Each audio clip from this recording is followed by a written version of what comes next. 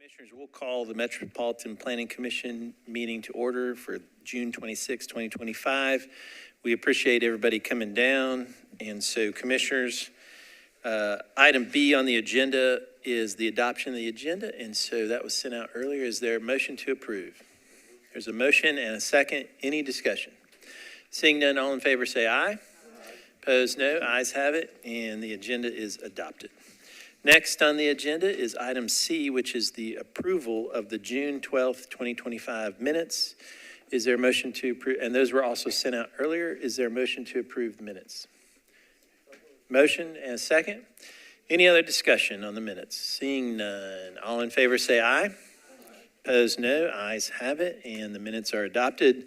Next is the recognition of the council members.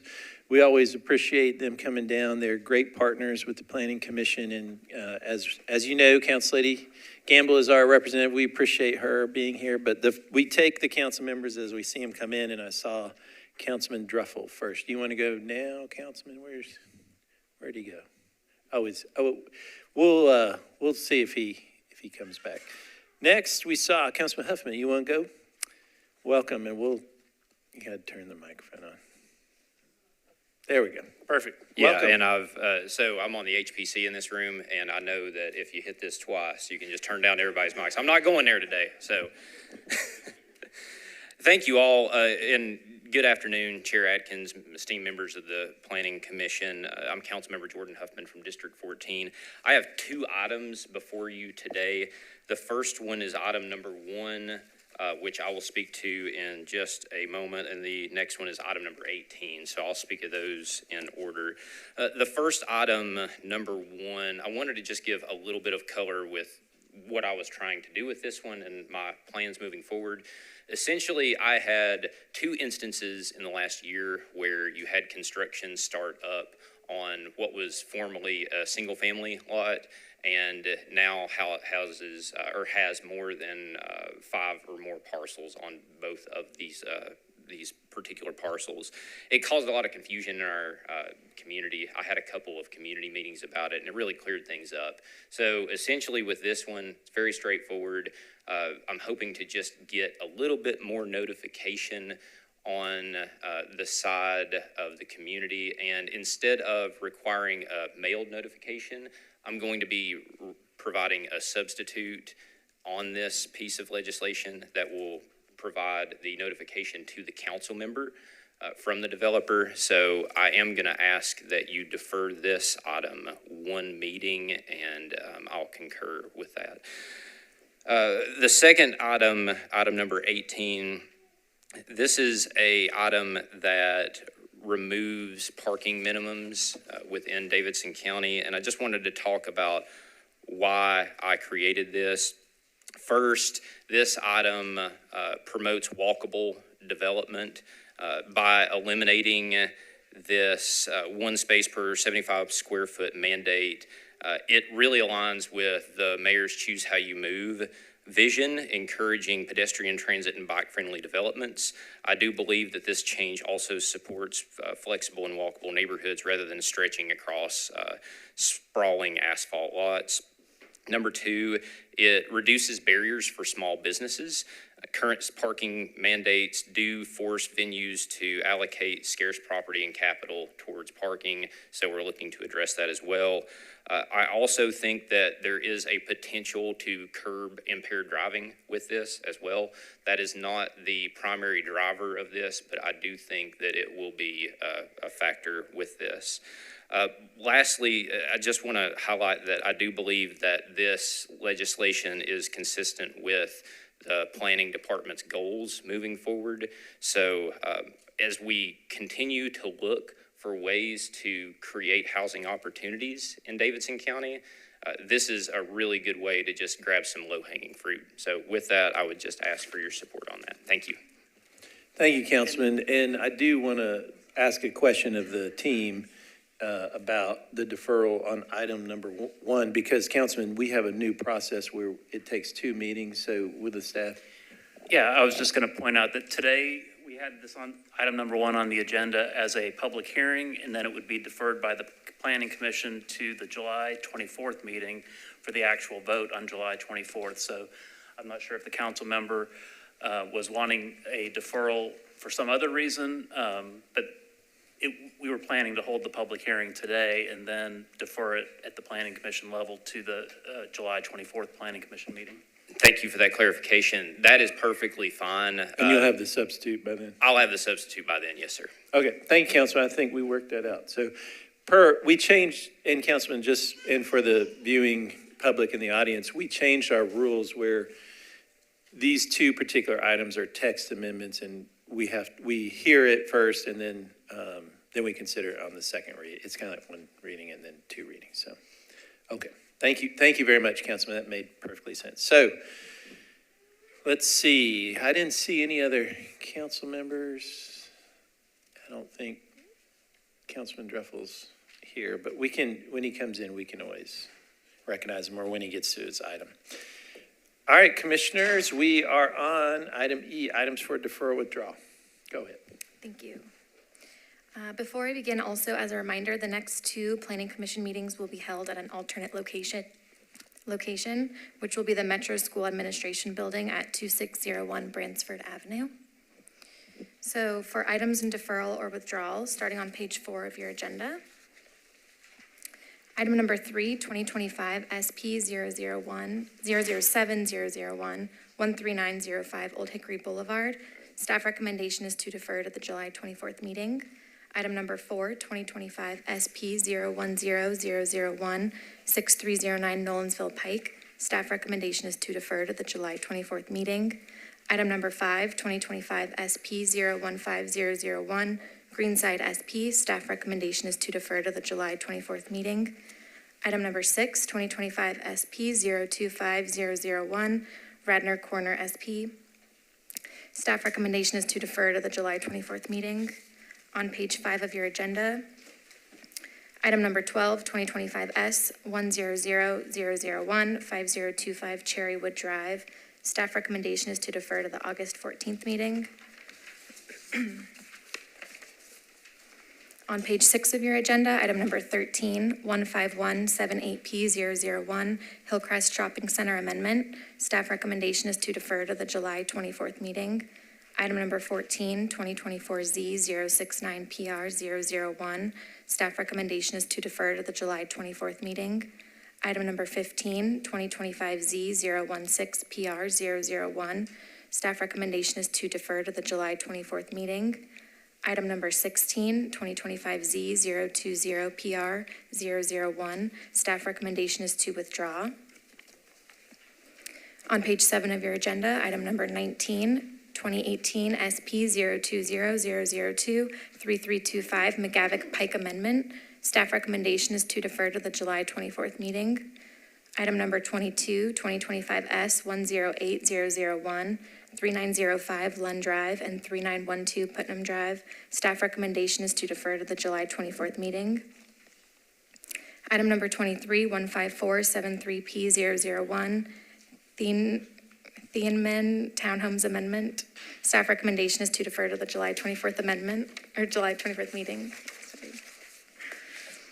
On page 8 of your agenda, item number 26, 2025Z055PR001. Staff recommendation is to defer to the July 24th meeting. And that concludes our deferral or withdrawal. Thank you. And so, commissioners, these are the following items for deferral withdrawal. Items number 3, 4, 5, 6, 12, 13, 14, 15, 16, 19, 22, 23, and 26. Is that correct? That's correct. All right, commissioners, you've heard the items for deferral withdrawal. Is there a motion? Motion and a second. Any other discussion? Seeing none, all in favor say aye. Opposed, no. Ayes have it, and those items are deferred or withdrawn. And without objection, Councilman, do you want to? We'll come back to you. Come on up. Thank you for coming. Yeah, since I drove all this way, I figured I should at least say hi. We just had a chance to talk, as this is on item number 10, Westmead Farm. We just got a chance to talk to the owner and very satisfied with his intentions on that space. along with the 5 people that came with me. So I can talk 10 minutes, but then you really don't need me here. But that's it. Thank you very much. Good to see you all. Hi. Thank you, That's it. Councilman. Thank you very much. We appreciate Since it. I came here, I just had to say hi. Thank you. Thank you, sir. Less is more in the world of the Planning Commission. Just kidding. We want to hear everybody. And so now we are on item F, consent agenda. Go ahead. Items noted below as consent will now be read aloud to determine if there is opposition present. If there is opposition present, the item will be heard by the Planning Commission in the order in which it is listed on the agenda. If there is no opposition present, the item will be placed on the consent agenda. As noticed to the public, items on the consent agenda will be voted on at a single time. No individual public hearing will be held, nor will the commission debate these items unless a member of the audience or the commission requests that the item be removed from the consent agenda. Starting on page 3 of your agenda, item number 2, 2021 SP 059003, 9th and Buchanan Amendment. Is there anyone here in opposition of this item? This item will be placed on the consent agenda. On page 5 of your agenda, item number 8, 2025 SP 029001, Century Summerbrook SP. Is there anyone here in opposition of this item? This item will be placed on the consent agenda. Item number 9, 2025 SP 030001, Altera Nolensville Pike. Is there anyone here in opposition of this item? This item will be placed on the consent agenda. Item number 10, 2025 S 090001, West Mead Farm. Is there anyone here in opposition of this item?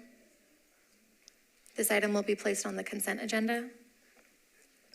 Item number 11, 2025 S 097001, 454 McMurray Drive. Is there anyone here in opposition of this item? This item will be placed on the consent agenda. On page 6 of your agenda, item number 17, 2025 Z050PR001. Is there anyone here in opposition of this item? This item will be placed on the consent agenda. On page 7 of your agenda, item number 20, 2025 SP 032001, Arrington Corner SP. Is there anyone here in opposition of this item? This item will be placed on the agenda to be heard. Item number 21, 2025 S 084001, 312 Nix Drive. Is there anyone here in opposition of this item? This item will be placed on the consent agenda. On page 8 of your agenda, item number 24, 2025 Z053PR001. Is there anyone here in opposition of this item? This item will be placed on the consent agenda. Item number 25, 2025 Z054PR001. Is there anyone here in opposition of this item? This item will be placed on the agenda to be heard. Item number 27, 2025 Z056PR001. Is there anyone here in opposition of this item?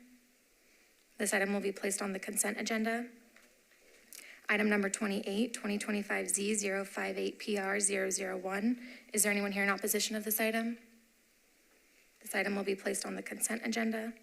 Item number 29, 2025 Z059PR001. Is there anyone here in opposition of this item? This item will be placed on the consent agenda. And that concludes our consent items.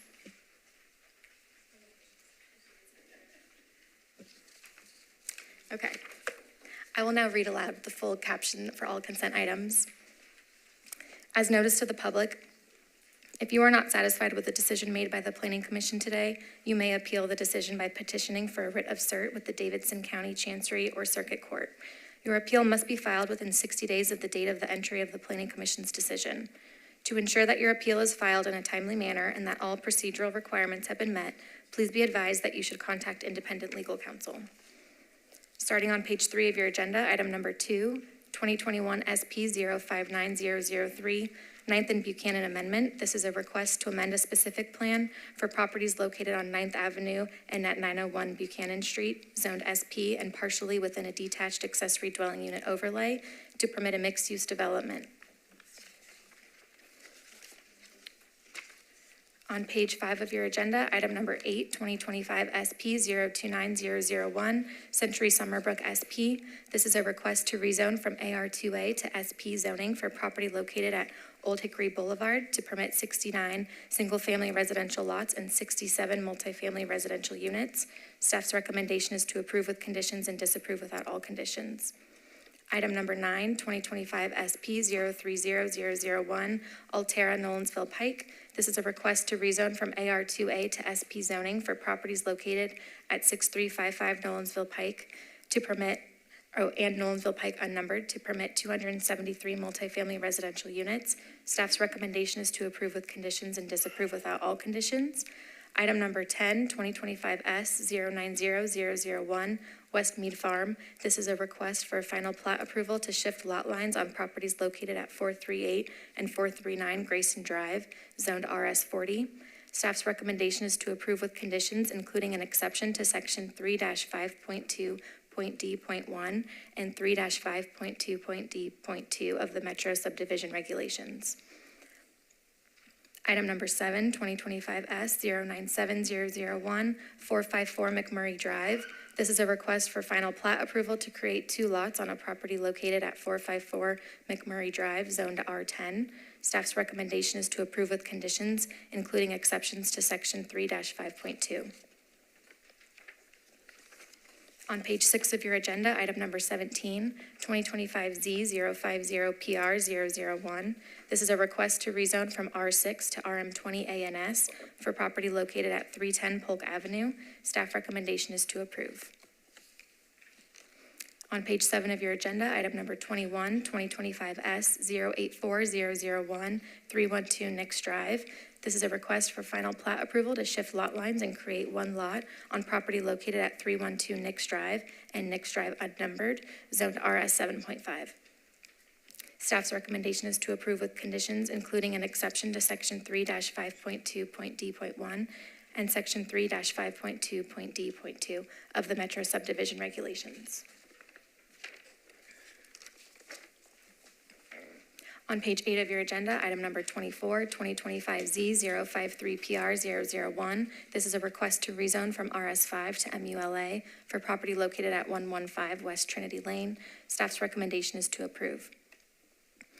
Item number 27, 2025 Z056PR001. This is a request to rezone from RS 7.5 to R6A for property located at 194 Chilton Street. Staff recommendation is to approve. Item number 28, 2025 Z058PR001. This is a request to rezone from CS to MUG ANS for properties located at 359, 361, 363, 367, 371, 373, and 375 Murfreesboro Pike. Staff's recommendation is to approve. Item number 29, 2025 Z059PR001. This is a request to rezone from CS and ORI to MUG ANS for property located at 93 Nance Lane and 393 Murfreesboro Pike. Staff's recommendation is to approve. And under letter I, other business, item number 30, 2023 S090001, Pennywell Concept Plan Extension.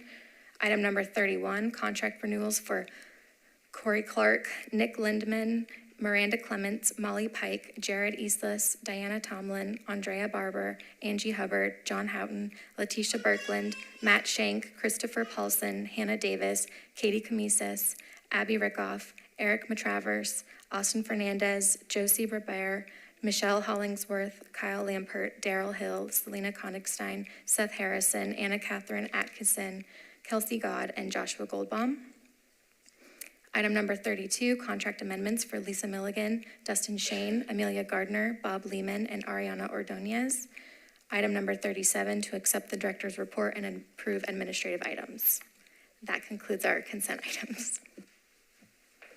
You're getting very good at that. Thank you. Good job. So, Commissioners, the items on the consent agenda to be approved tonight are the following. Make sure I get these correct. Items number 2, 8, 9, 10, 11, 17, 21, 24, 27, 28, 29, 30, 31, 32, and 37. Is that correct?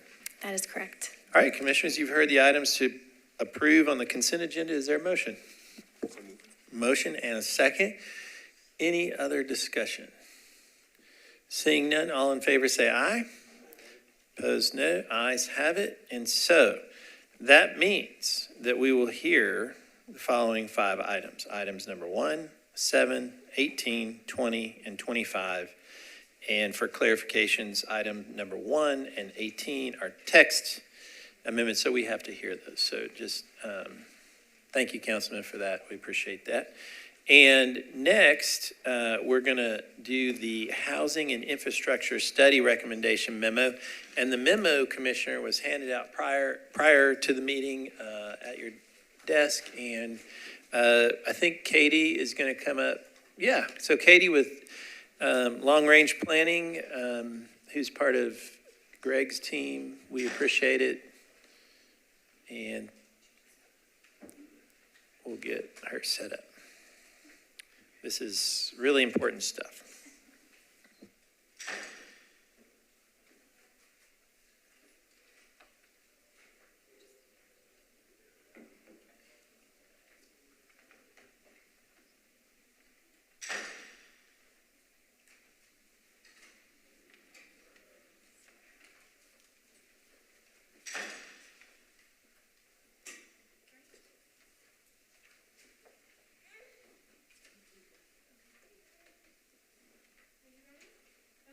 We're ready. Okay, can you hear me? Yes, I can hear me, so we're ready to go. Hello, Commissioners. My name is Katie Kamisis, and I'm the project manager for the Housing and Infrastructure Study, and I'm here with Greg Claxton and John Houghton, my team members. And thank you for your time. We just wanted to give you an update on the study, and with particular focus on the recommendations memo. So we'll just get right into it. We wanted to first start with a little bit of taking a step back on where we've been and where we're going with the study and how the memo plays into that timeline. We think about the study now in kind of 4 big phases, which you see in front of you. Kicking off in November of 2024, that first phase was really assessing Metro's zoning code and infrastructure systems. That included not just the technical work of the assessment, but also community conversations where we talked to the community about what the study is about and heard about their experiences. And all of that work was captured in the initial findings and preliminary recommendations report, which we released in March. Since then, we've been working to develop recommendations that would update the text of the Metro zoning code. With the 2 big buckets are to improve the character of the new development, to create greater certainty for neighbors and builders, as well as create new districts for smaller scale housing options. And that's where we are right now, is to share with you what's that recommendation. But to get here, we had workshops with the community in May, where Metro Planning staff as well as other departments attended in order to talk to the community about the recommendations. And of course, we've also been here with you with 2 work sessions to talk about those recommendations and hear your thoughts and feedback. So this memo represents a culmination of that second phase of work. The next phase is where we'll be moving into with strategic mapping updates focused on the alignment of zoning, infrastructure, and planned improvements as they align with Nashville Next. And that infrastructure assessment is underway. We expect a summary report in the fall of 2025, followed by focused engagement to develop the zoning proposal. Of the tools that come out of the study and are implemented, we will then move into a 2-year assessment phase, and that will be monitoring those tools, collecting information from builders and neighbors and Metro departments about what's working and what's not working so that we can revisit them and improve them, and that's planned for about 2028. So as you can see where we are, we're still at the end of phase 2. And so with that, let's pivot and look at what's actually in the recommendations memo itself. These are the key sections. The general project approach is really pulling from the key findings report, the findings that provided particular context for understanding the recommendations themselves, as well as the community engagement key takeaways, the recommended phase changes, which is what we'll dig into a little bit more, as well as concluding with next steps. There are a couple key things to touch base on before we talk about the recommendations themselves. We had 3 overarching goals that are in the recommendation memo, and these are goals that we view the recommendations as addressing. So improve the function and clarity of the zoning code for residential buildings and improve the compatibility between new construction and existing neighborhoods. Add incentives to the zoning code for including attainable homes, as well as creating zoning options specifically scaled for middle housing, more closely aligned with Nashville's housing goals, policy goals, and Nashville Next framework for managing growth. So again, these are the overarching goals that that the team and views the recommendations addressing. And these were the 4 tests that were used as part of the assessing of recommendations. We've shared these with you before, and they're in the initial findings, so they're not new. But just to revisit them and make sure to speak to them, they were part of the process of building the draft recommendations that are in this memo. The first one is will become more something that becomes we will revisit as part of the remapping process in greater detail. But the last 3 really reflect those 3 pillars of the study that we started with: abundant housing, necessary infrastructure, and distinctive communities. So pivoting to just talk a little bit more about the draft recommendations themselves, the memo recommends phased changes to the zoning code and building code. You can see the 3 phases here. The first, task 2A, is focused on building code changes, and that is the taller single stair buildings, which we shared with you before, as well as the improving affordability of 3 and 4 family dwellings, building code changes that could help create flexibility and allow for more affordability of those types of buildings. Also, the creation of the 2 new zoning districts, which are the zoning districts that will include the middle housing types themselves, building types themselves, and the creation of the attainable bonus program. The second phase is focused on changes to simplify and improve design quality of existing commercial and multifamily districts. And this relates to our conventional and alternative districts, which we spoke about at the last work session. It seeks to improve the code, including districts rarely sought for rezoning, as well as improve the bulk standards of the code for more predictable outcomes for those for those alternative districts. The third phase is additional clarifications and improvements to address design quality with 1 family and 2 family districts. This is a suite of different draft recommendations, and they're meant to be a balanced and incremental changes to provide more predictable outcomes to current standards. They include recommendations for how to adjust how we measure height within zoning districts. They also include reducing height in R and RS districts to increase compatibility, as well as simplifying conditions for duplexes and expanding opportunities for DADUs. So again, that's a suite of several recommendations. All of the recommendations are structured in 3 parts, with the barrier that has been determined over the course of the study, the recommendation itself, and then the anticipated effect of the recommendation. And finally, just the next steps. These are kind of the more immediate next steps. We'll be publishing the draft recommendations memo tomorrow, the 27th. We have a presentation to the Joint Transportation and Planning and Zoning Committee scheduled for the July 8th, as well as public engagement with the draft standards later in July.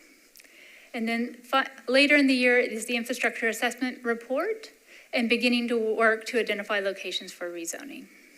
So with that, commissioners, do you have any questions?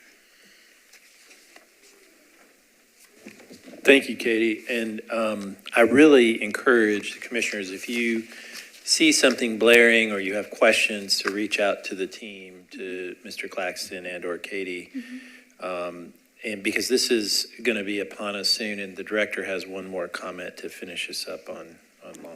Well, I just want to acknowledge Katie and Greg's incredible work to describe such a big body into such a short memo is an effort.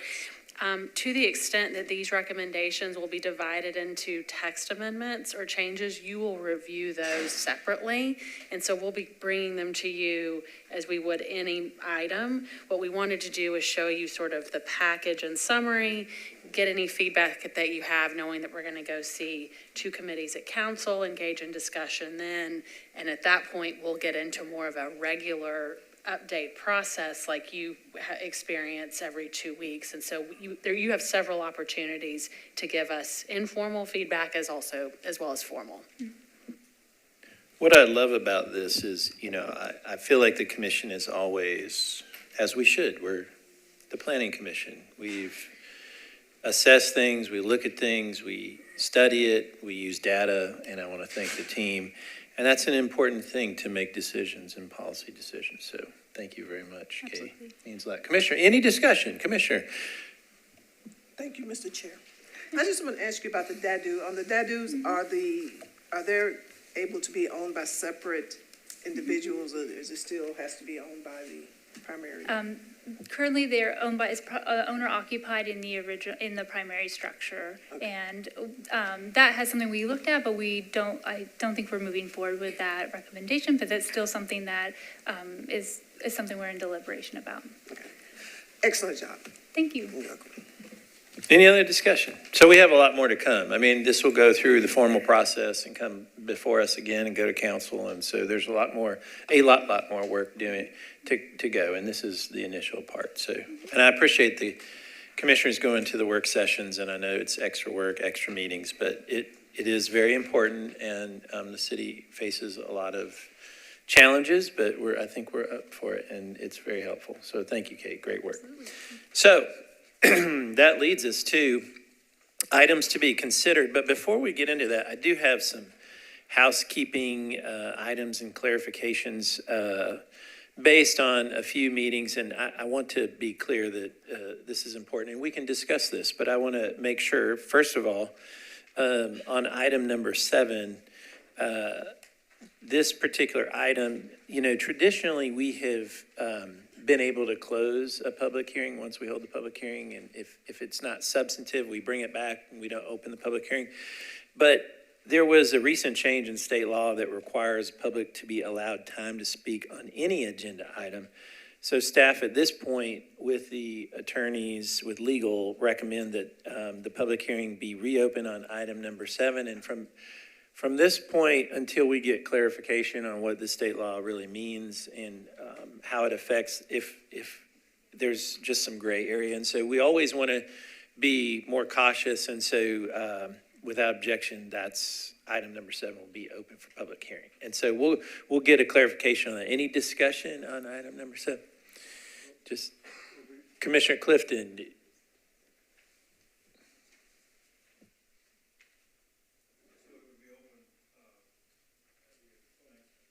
On today's public hearing?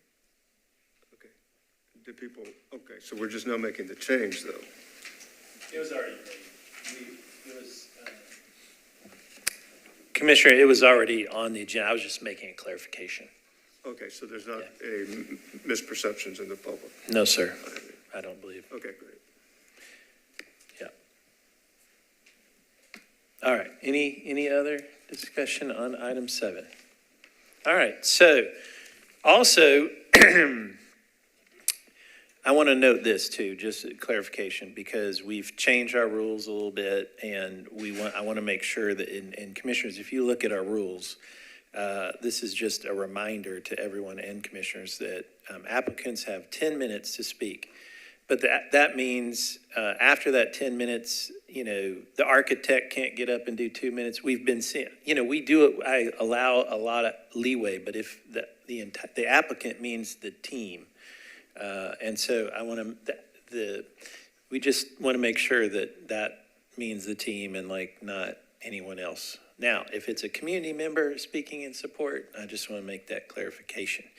And so that includes, the consultants, the representatives, the owners. A lot of times owners will get up after the 10 minutes. And so, we just want to be fair. We give a lot of leeway, right, Commissioner Clifton? But And then the applicant team can reserve 2 of the 10 minutes for rebuttal. So we always watch the time. If they go over the 8 minutes, then that eats into their rebuttal. So I always say that. We just want to make a clarification. Also, we allow 5 minutes for like a neighborhood association leader. But our rules clearly say that you have to give written clarification before the meeting. So we've also been allowing a lot of leeway there. We're going to try to, I'm just reminding everyone that it needs to be, we'll give it a little time to get used to it. Commissioners, you know, we're nice people, all volunteers. So I just want to remind everybody of that. So we have received notification of the folks that get 5 minutes, then everybody else gets 2 minutes. So Commissioner Clifton. I did have a thought on that one. I do think it's important to make that clear, but I think we're usually not 100% involved if there's some kind of disputes in the neighborhoods and stuff, but I think we ought to make that clear to people beforehand so they won't think they get 5 minutes because they're president of the neighborhood association, because that has sort of been our process. So I just think, I don't know what we do to make that a step to educate the public. Well, it's in our rules, and, you know, we have to abide by our rules, and that's why I'm talking right now to make sure, and I can try to Yeah, that remember gets the people in the room Yeah, here today. yeah. But we probably need to, we can notify. Director, any suggestions on Commissioner Clifton's idea? Yeah, so we've listed our rules in the agenda, so hopefully if people are looking at that, they would see. But if you have other suggestions, you know, reach out and let me know if you think there are other ways that we can educate folks so they know the lay of the land. So with that said, make sure your phones are silenced, and we appreciate everybody coming down. It is always great. And so our process is this. We do the presentation. Just some of you may have been here before, some of you may have not been here. And so we do the presentation, we'll open the public hearing. The applicant will have 10 minutes to speak, and they can save 2 of the 10 minutes for rebuttal.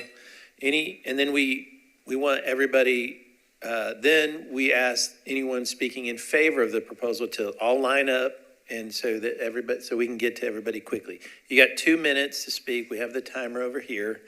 And then anyone wishing to speak in opposition is next. Then the rebuttal from the applicant, and then we allow the council member to speak, and then we'll close the public hearing, and that's when the commission will have the deliberation. And so we appreciate everybody coming down. It means a lot to us, and we'll go ahead and get started with our first item number 1. Okay, Dustin Shane, staff planner. This is a text amendment for relating to final site plan noticing. So with the originally proposed amendment, it would have required mailed notices for certain final site plans to inform surrounding property owners of these applications. So that would have been provided when a final site plan included 5 or more dwelling units, when the property that it's on had the same zoning for 4 or more years, and when that property was located within 1,000 feet of another property zoned R, RS, or RM, but not in the DTC. This would have excluded DTC. With the proposed substitute that we've worked out with the council member, this would now require written notice to the council member for certain final site plans. The purpose of that being to allow council members to remain informed of development in their districts, but also without unnecessarily encumbering the permitting process. So the requirements of this substitute written notice to the council member, including the total number of dwelling units that are proposed, and the original conditions of the bill would still apply. So it would be projects that had 5 or more dwelling units on property zoned the same thing for 4 or more years within 1,000 feet of those R zone properties. So our analysis of this substitute with the original providing the notices at the end of the development process could have created confusion and some false expectations for surrounding property owners. A final site plan is a detailed set of construction plans showing compliance with already approved preliminary plans and the code requirements. So at this stage in the development, the applicant has a reasonable expectation that if the plans meet the code and the approvals, that they'll be issued a permit in a timely manner. So the substitute balance is informing the council member and by extension the community with the need for timely reviews as called for by the H&I study, and also gives clear expectations for applicants. So staff recommends disapproval as filed and approval with a substitute. And also per the rules, again, after this public hearing, this will need to be deferred to the July 24th meeting. Thank you. Thank you. And so commissioners, we'll go ahead and open this item for public hearing. And the councilman is the applicant. Councilman already spoke. How about if there's any discussion, you can go last. You want to do that, Councilman? Okay, I'll make sure. All right. Anyone wishing to speak in support? Other than the councilman? Seeing none, anyone wishing to speak in opposition? Seeing none, Councilman, you just want to wrap it up or you're good? Okay, and the councilman already made his comment. So seeing no one, no other discussion, I declare the public hearing closed. And so, commissioners, any discussion? Yes, Council Lady Gamble. Thank you, Chair. I think this is good in the sense that anytime we're making people more aware of what's going on, particularly in their community, is always a good thing. So I support that. I just have a clarifying question. This final site plan review, is that totally administrative? That doesn't come to the commission? Is that correct? That is an administrative review and process, and then comes to the commission as one package, at the end of that director's report. So it does come to the commission for approval, for a vote as well?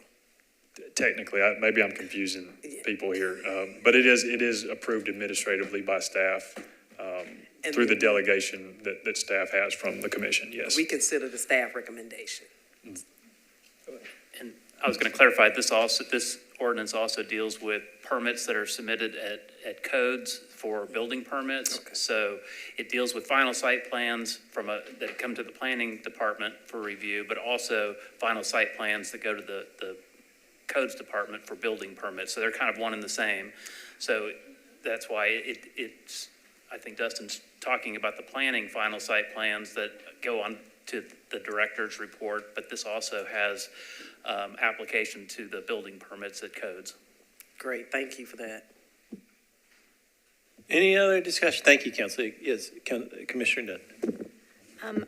Maybe I'm misunderstanding. I just need a little bit of clarification. So is the text is changing the public from getting notice or the surrounding properties to the council person? Is that right?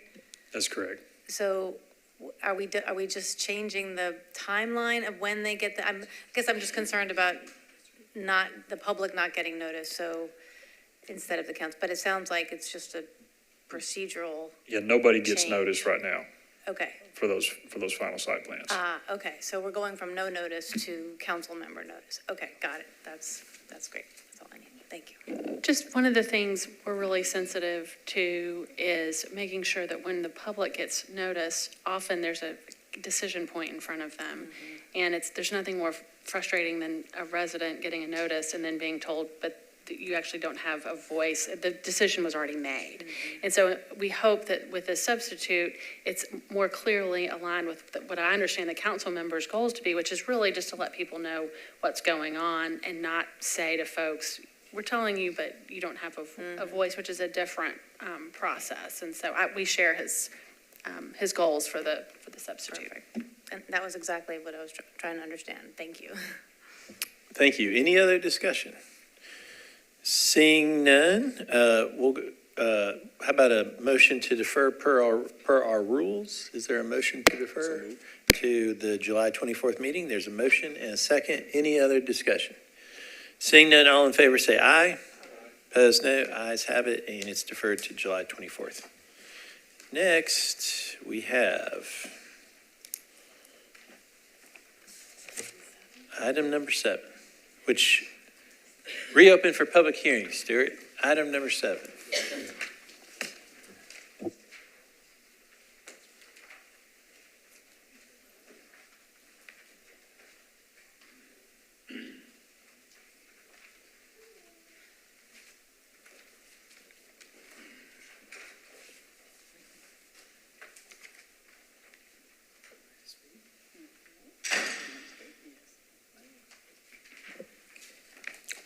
Good evening, Commissioners.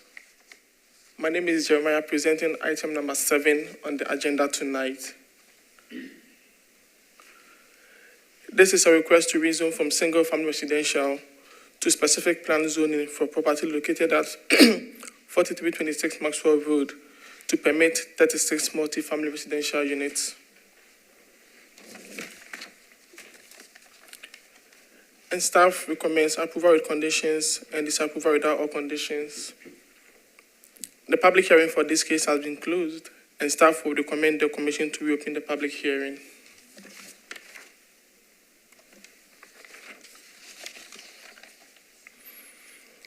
The initial application, which requested 40 multi-family residential units, was deferred at the June 12, 2025 MPC meeting after a public hearing was held and closed. The Commission deferred the item and directed the applicant to make modifications to the plan based on the comments. Subsequently, the applicant detached the units fronting Maxwell Road and increased the buffer width.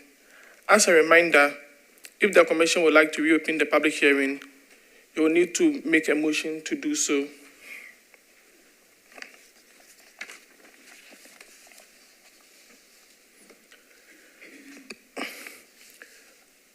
The applicant has submitted a revised plan. So as you can see on the screen, the previous plan is on the left and the updated plan is shown on the right.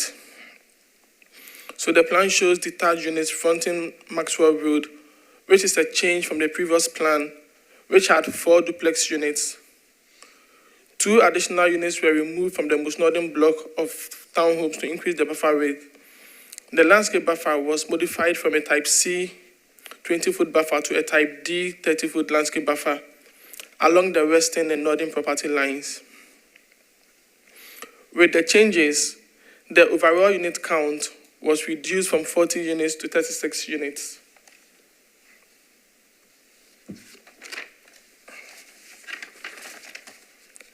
As a reminder, the 3.83 acre site contains a 2-story single-family residential structure.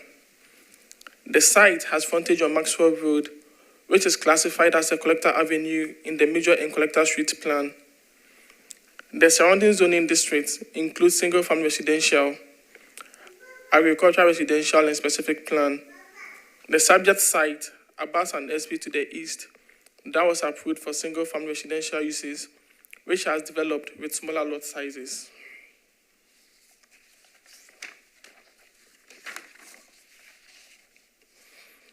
The updated plan is shown on the screen. Units 1 to 6 are detached units oriented towards Maxwell Road. Units 19 to 24 are in groups of 3, while the remaining 16 units are in groups of 4. These units are located interior to the site, oriented to an internal private drive. Units 1 to 6 are proposed with a maximum height of 3 stories and 45 feet. Units 7 to 36 have a maximum height of 2 stories and 30 feet. All units are proposed with paved roof forms. Units fronting Maxwell Road are detached in pairs to mimic the surroundings. Sidewalk connections are provided on Maxwell Road. Per the MCSP requirement, the plan shows a 6-foot wide planting strip and a 6-foot wide sidewalk along Maxwell Road. As shown on the site layout, the landscape buffer proposed along the western and northern property lines is to buffer against the lower intensity land uses.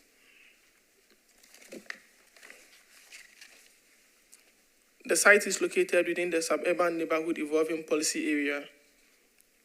T3NE policy areas are undeveloped, underdeveloped, or suitable for substantial infill and redevelopment, and are anticipated to be developed in a suburban residential pattern, but at higher densities and with greater housing variety than classic suburban neighborhoods.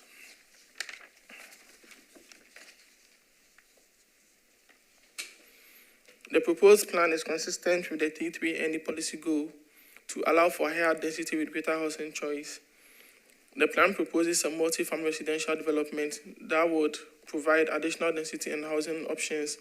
The plan introduces a new unit type in the form of attached homes, in addition to the detached homes which have subsequently been added to the plan. This will add to the overall diversity of housing choices in the area. The proposed SP would permit 36 unit residential units at a density of approximately 9 units an acre, which is within the range of density supported by the T3NE policy. The proposed height of 3 stories for the units fronting Maxwell Road and 2 stories for the internal units is consistent with the policy guidance of 1 to 3 story buildings. Units 1 to 6 are proposed in 3 stories to provide a transition from Maxwell Road to the units at the rear, which are proposed in 2 stories. The reduction in height internal to the site is intended to better transition to the adjacent single-family residential homes that are lower in height. The proposed sidewalk along the frontage of the site will help continue the existing sidewalk connection to the east of the subject site and enhance the pedestrian environment and provide alternative modes of transportation. Staff finds that the plan meets the goals for the T3NE policy and recommends approval with conditions and disapproval without all conditions. Thank you. Thank you, and we'll go ahead, Commissioners, we'll open this item for public hearing. Is the applicant in the room? Come on up. You have 10 minutes, and you can save 2 of the 10 minutes for rebuttal. Please state your name, who you're with. Thank you. Good evening, Planning Commission. My name's Jody Roberts, and I'm the developer at Maxwell Road. I feel like myself and my team, and obviously working with the planning examiner, have addressed any concerns or worries that the commission and neighbors had 2 weeks ago at our Planning Commission meeting. One was we wanted to stay within the conformity and the character of the neighborhood and make certain that there was detached structures that face Maxwell Road. We've done that by placing 6 single-family homes facing Maxwell. Initially, we had 8 attached townhomes there. Also with the buffer, I know with the direct neighbors, we have direct neighbors to the west of the property. There's 9 neighbors. And then we have 4 neighbors north of the property line. We increased the buffer on those 2 from 20 feet to 30 feet, so we increased it by 10 feet. Also had a GIS map of all of those homes on the west as well as the north. They were at a minimum, the rear of their house, 30 feet from our shared property line. So there's going to be a huge buffer from house to house of at least 60 feet. Also, any trees that are along the property line, we want to keep those. We will keep those. We've had letters of support, had 7 neighbors within the neighborhood that are in support of the community. I know parking was a concern with the neighbors. We've addressed that. We'll have an HOA. All parking will be in designated areas. The single-family houses have 2-car rear garages, plus they have driveways. The townhomes have 1 single-car garage plus driveways, and then throughout the community, we do have designated parking. It does fit the density. We did reduce the density from 40 units to 36, but I think more importantly, what we did is we've got a transition and we've got 2 housing options for buyers, single family and townhomes. So I really do feel like I listened to the neighbors, I listened to you. Also, I worked with Jeremiah Comey, and I feel like we put together a good site plan and welcome, any questions. Thank you. Thank you, sir, and we will reserve 2 minutes for rebuttal. Anyone wishing to speak in favor? Come on up. And if everybody wanting to speak in favor, if you'd line up, we'd appreciate it. And just tell us your name and welcome. You got 2 minutes. Thank you, Commissioners. My name is Steve Sylvester. I live at 4326 Maxwell Road. I met Jody and his team. They are honorable people and take care of things. I appreciate his patience. I'm trying to downsize. I've lived in this home for over 30 years. I even signed off on a lot of these homes that are being built around me. So some of these that are opposing us might not have had a home if I opposed them. But it was country when I moved out there.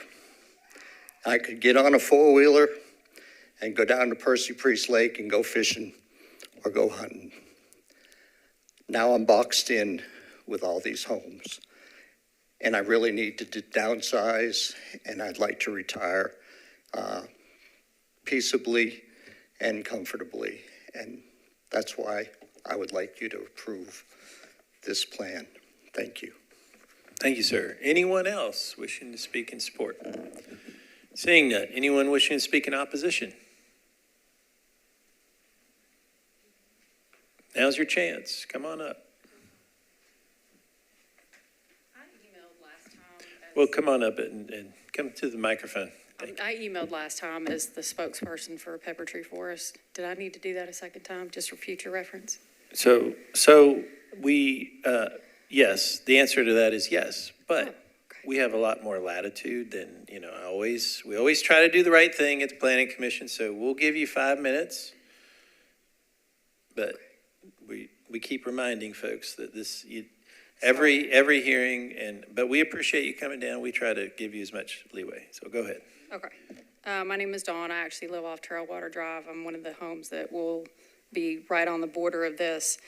We're concerned with the no blasting, but they're going to not blast but build it up. We're concerned about, even with a buffer, with potential water issues, flooding issues, things like that. I don't do that for a living. I don't know, but it is a concern of ours. Parking is an issue. People park up and down all of the surrounding communities, and they do have 2-car garages.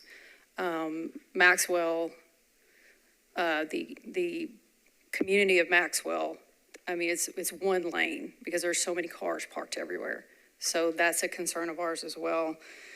We're not sure with the affordable housing, the price point being $325,000 to $400,000. We're not sure what that price point is. All the homes could be, $400,000, and we're just a little bit concerned with that. I am very happy to hear that they're not taking down the trees. We're very much want the green space. It's gorgeous. I don't know if you can see, one of the pictures showed all the tree line, and it's absolutely beautiful. And the other thing I want to say, we're not opposed to this development. We're not opposed to someone coming in and building on it. We're opposed to the density of it because none of the rest of the community is like that. Everything has 3 to 4 homes on an acre. And that's kind of the community that we live in. This is really going to be a big change in the land, in the homes, and things like that. Due to the area that we live in, we have a lot of multi-generational homes due to just different degreeing of, people can't afford it, et cetera, et cetera. And we're concerned about multi-generational homes have lots of cars. At one point, we lived in a house and we had 6 cars, and we just had to make it work. But we're concerned about that as well, and that's where the parking kind of becomes an issue for us. I am excited to say that we started a petition for this, and we're now at over 400 signatures opposing it. I have sent it to the council. So we just want the council to kind of hear what we're saying about all of this. Like I said, we're not opposed to it. We just want it a little bit less dense. Even taking 4 houses away is still a lot. But it's also an area that you really need to look at to understand, 3 to 4 homes on all of these subdivisions, and then you've got all of these homes just crammed into one area. So, but other than that, I'm done. So, thank you. Thank you, ma'am. Anyone else? Come on up. Welcome. Hi, have to read it. I am Carlene Castleman, and I have been a resident of Trailwater Drive for the last 7 years. So I wanted to say thank you for hearing us again tonight. In the last 4 years, as a reminder, 821 single-family homes have been built within a half mile of my home and the proposed site, with no upgrades to roads, schools, or emergency services. The area is overloaded and residents are paying the price. There are no other townhomes in Pepper Tree, Percy Cove, Davenport Downs, Maxwell Place, or Heritage Landing, and at 3 stories, these townhomes will tower over the existing community. The developer mentioned in the last meeting there are some townhomes present, but there are not. Those are in Rutherford County. The T3 NE plan and this project, even amended, increases stress, noise, and risk with no benefit to the people who already live here. And like Mr. Sylvester, who owns the property just mentioned, we also feel boxed in. You're being asked to approve a project that puts profit over people by destroying the livelihood of the surrounding 13 families to house 36 and putting pressure on systems already at or beyond capacity. 25 or more families have written into the commission opposing this plan, in addition to Dawn's petition. I think she mentioned had over 400 signatures. So please understand that this southeast corner of Antioch doesn't need more units. However, in working with our councilman, Mr. Harrell, we're not completely opposed. We are just opposed to the extreme density of the plan. And perfect timing. Thank you so much. Timing. Thank you very much. Anyone else? Come on up.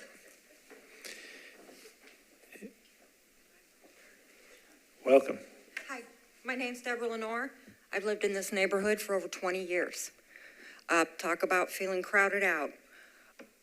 We moved there because of the space that we had between our homes. The schools, the streets, the people in the neighborhood. I don't know if most of my neighbors here have lived there as long as I have. I've kind of watched things expand. Davenport Downs came in. What are we looking at now? We were told it was going to be within a 5-year period that some of these townhomes were going to be sold and that we'd have permanent residents. Right now we have revolving doors. The action in our neighborhood, the burglaries have gone up, crime has gone up, our roads are falling apart. I don't understand why we don't have people come out and look at what traffic is before we develop. I think that's something that we need to look at. Talking to the developer and actually finding out how we benefit from this. We don't. More kids, more parking, schools. It's all such a big idea. Now, my kids have grown up in this neighborhood. My son is now looking to purchase my home in the next few years. Unfortunately, he's in San Diego and he doesn't have a voice. He's 36. He graduated from actually McGavick High School because Antioch at the time didn't have room. They were overcrowded. So he had to stay at McGavick, drive from Antioch to McGavick. That was a problem. Traffic from Murfreesboro Road from Laverne Couchville to Maxwell at the 4-way stop. I don't know if anybody's gone out there, but you try to get out of there at 6:30 and 6:45 in the morning. That light isn't very long. Murfreesboro Pike has the traffic going back and forth. You can even go down Maxwell to Old Hickory Boulevard. What are you going to hit? Mount View Elementary School. Thank you, ma'am. So you can't go that way. Thank you. Appreciate it. Anyone else? Seeing none, 2-minute rebuttal.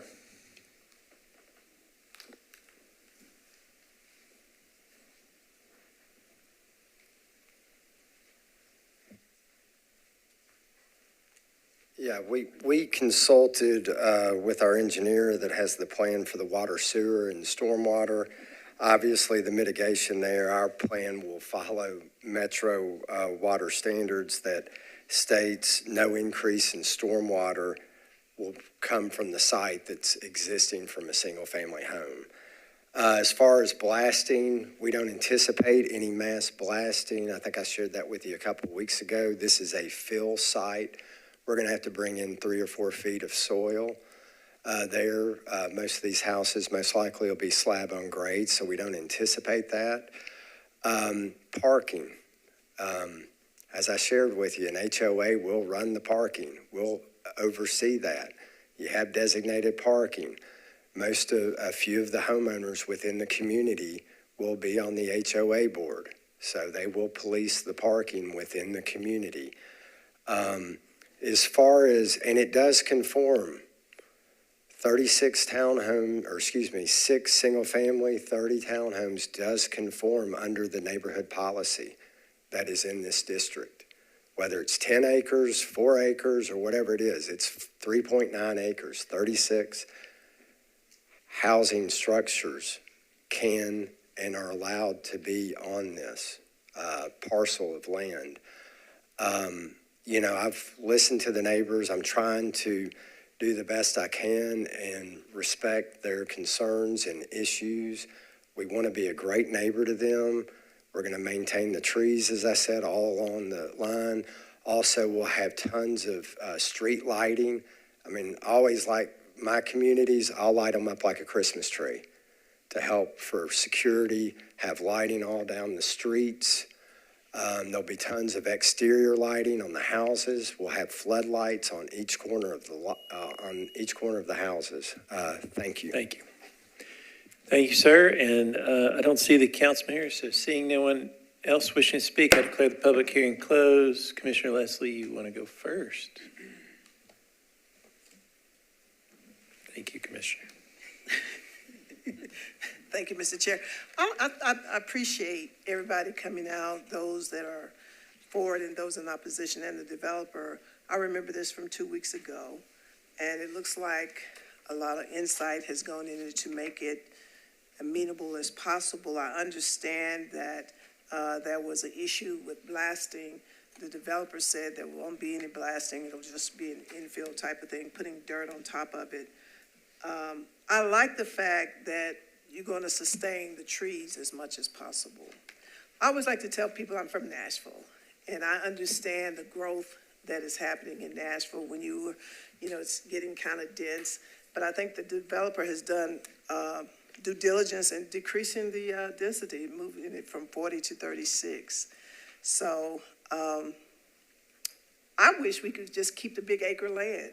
But we can't. It's just, and it's in line with the policy. And so I just appreciate what was done. That's my opinion. And thank you to the staff. Okay. Thank you, Commissioner. Any other discussion? Commissioner Henley. Thank you, Chair.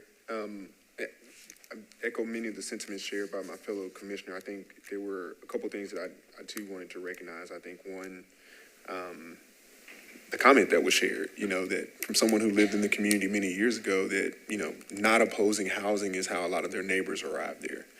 And it's something that oftentimes I try to express to our constituents is, there was a point in time where someone could have really fought against additional housing, and it would have made life very different for a lot of the families that are here and call Nashville home.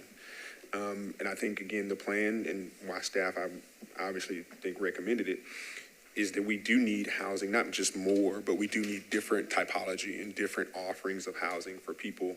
I'm a broken record on this, but time and time again, we hear communities come and they oppose additional density for so many reasons that are things in the public realm that are not on the private property. And again, that just continues to impress upon us how much work we have to do to make our city better, whether it comes from traffic or schools or other things of that nature. So again, I feel very driven to make those comments because I think yet again we have an opportunity to use a site that's oversized and unique for the area to produce a substantial amount of housing, which we know we need by any measure. And I hear the constituents' pushback of saying there's so many other things we need to be tackling in our communities, and I don't want to lessen that argument at all, but obviously inclined to support what the staff has done because a lot of the things that we did hear have been addressed or improved upon, and further information. And again, the staff turned this around quickly, so I want to commend them and the applicant for working with the staff to get this back in front of us in the short period of time that we had between hearing it the first time. Thank you, Commissioner. Any other discussion? Commissioner, do you want to make a motion or? Council lady, sorry. Thank you, Chair. This one was hard for me last time. I do appreciate the changes that have been made to the plan. I think the 30-foot buffer around the property is a great change, maintaining more, or preserving more of that conservation on the land. I think the diversity of housing, I like the way that the frontage of Maxwell Street, those attached have been changed to detached single-family units, and with the townhomes in the back, as Commissioner Henley said, I totally agree. Diversity of housing is what we need. We don't need all of the same, particularly as times have changed. This offers housing for people at different stages of their life, and so I think that's a good thing. I will say I was hoping for a little less density. I think I made that clear the last time, and I know I was probably on the maximum side. So I didn't expect that, but I was expecting a little less than what is being proposed today. But I do see how the layout works. I mean, I think the layout looks good, and I'm not sure how it would work if we took out 6 more houses. And so I'm sensitive to that. I, recognize that. And as it's already been said, I do appreciate the consideration and the work of the staff and the developer in addressing those initial concerns that regarding the tree preservation and the changing of the single-family units on detached units on Maxwell. So just wanted to make that comment. Thank you, Council Lady. Commissioner Dundon? I agree with all the comments that have been made and made better than I could say it. I just have a question about the trees, because I agree that's a critical piece of this that I think is, we've all talked about how important trees are in a community and in many different ways for different reasons. I don't see a condition. There is a condition about the tree preservation plan is subject to staff review. Is the 30-foot buffer preservation area, is that one of the conditions, or I guess what I'm asking is the 30 feet of tree retention enforceable, or is it just a voluntary promise? Okay, so so typically we require landscape buffer when we have multifamily abutting single-family structures, and so this is on the higher end, the 30-foot buffer, landscape buffer. That is, it is required to have that because it is abutting the single family, and it is on the higher end. Usually it's a little bit less, which is like the 20-foot, but then based on the comment from the 6/12 public hearing, it has been adjusted to 30, so this is required, but then the condition is for the tree preservation, which will be reviewed as final site plan. Okay, thank you. Got it. And Okay, just so to clarify, the landscape buffers usually include existing trees, and if there's not enough existing trees, they might have to supplement that with new trees to accomplish the C or D buffer requirement in the zoning code. Okay. But the intent would be to keep existing trees as much as possible. So is condition 3, is that the buffer we're talking about, that moving from 20 to 30 feet? And then condition 5 is the one that essentially involves Metro in reviewing the grading of landscape and trees? On condition 3 you're asking? Is that the 30-foot buffer that in other words, it's a Yes. it's a written condition? Yeah, that's correct. Okay, that's great. Then I wanted to just make sure. Thank you, Commissioner. Any other discussion? Commissioner Clifton? I think a lot of us in the county and in Nashville have gradually realized that ways we thought about development and density may not have been correct, and not just because of the loss of open space, but because it says something at a time when so many towns in this state are losing population, people are trying their best to get out of them, that we are a place where people want to be.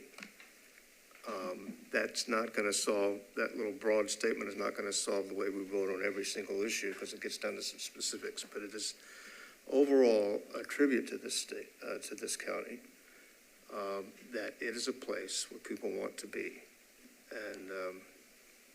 And I believe the developer has done a good job in modifying his plan, so I'm supporting it. Thank you, Commissioner. Any other discussion? Maybe we'll need a motion? Commissioner Henley, you want to make a motion?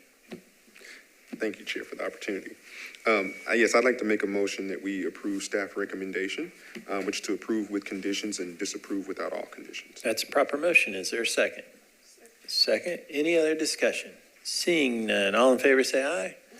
Opposed, no. Ayes have it. And item number 7 is adopted. We do want to say thank you for everyone coming down. All right, so that leads us to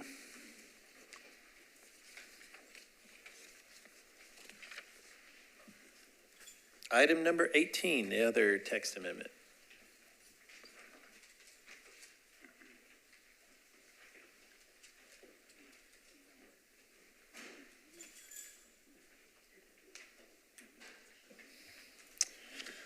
Right, item 18, Dustin Shane, staff planner. This is a text amendment for bar and nightclub parking. So this amendment would remove the minimum parking requirements for bars and nightclubs.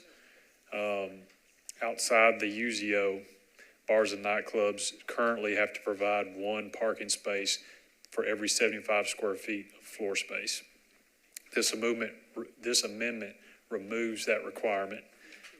Within the UZO, parking is capped for this use at 1 parking space for 75 square feet, and that will remain.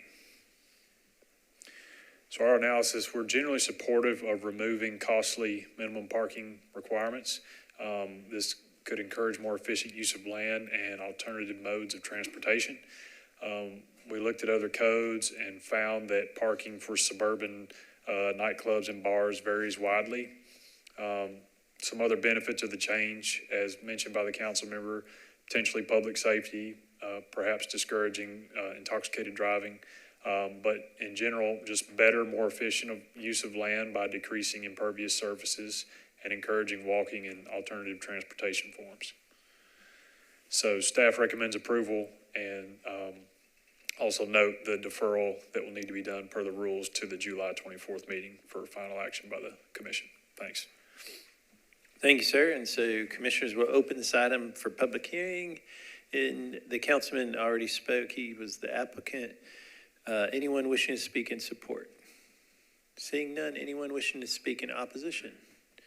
Seeing none.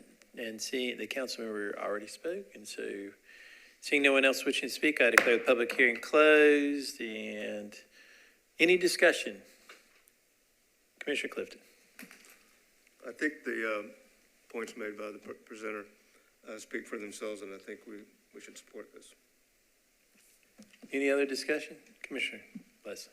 Thank you, Mr. Chair. I'm a little bit confused. You may have said this before. Why is it just for bars and nightclubs? Does that include cafes, restaurants, and things of that nature? Is that different criteria for that? That's a different use, so it would not include those uses.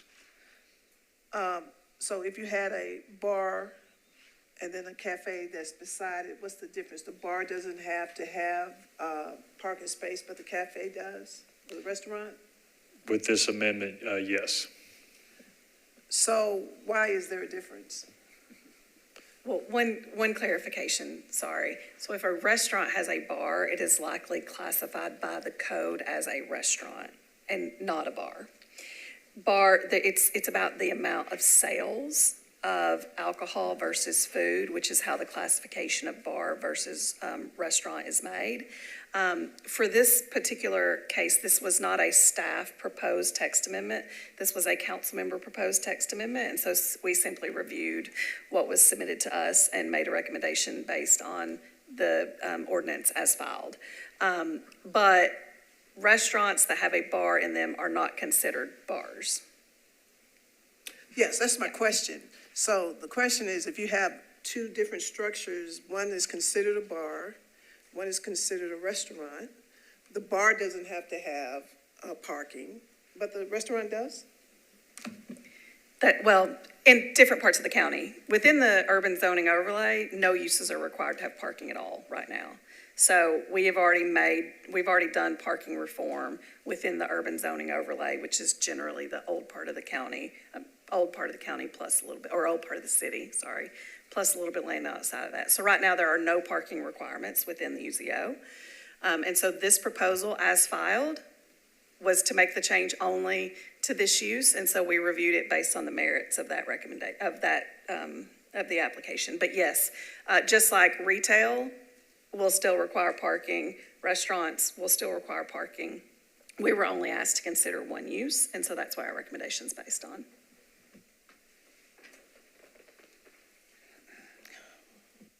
Anything else, Commissioner? I want to make sure everybody's taken care of it. Any, Council Lady? And then Commissioner Dundon. Thank you. Just a question about the where this will be affected in the county outside the UZO, but that is including neighborhoods, for example. So if there is a bar on a street that's where the residences are, or is there I guess there's a 100-foot restriction or something? You're asking if there's a 100-foot restriction on bars being located next to residences, or? Yes, because I'm trying to figure out how close a bar would be in a residential neighborhood where we're eliminating the parking minimums. And well, two clarifications. So where we're eliminating the parking minimums in a residential neighborhood, for example, 5 points, for example, and so where are people going to park if we're, and that's the first question. But I mean, are they parking in the neighborhoods? And then the second question is, what is the, I guess the requirement for bars and nightclubs in residential areas? So there are a few different layers to this. So the first is the land use and where that land use is permitted.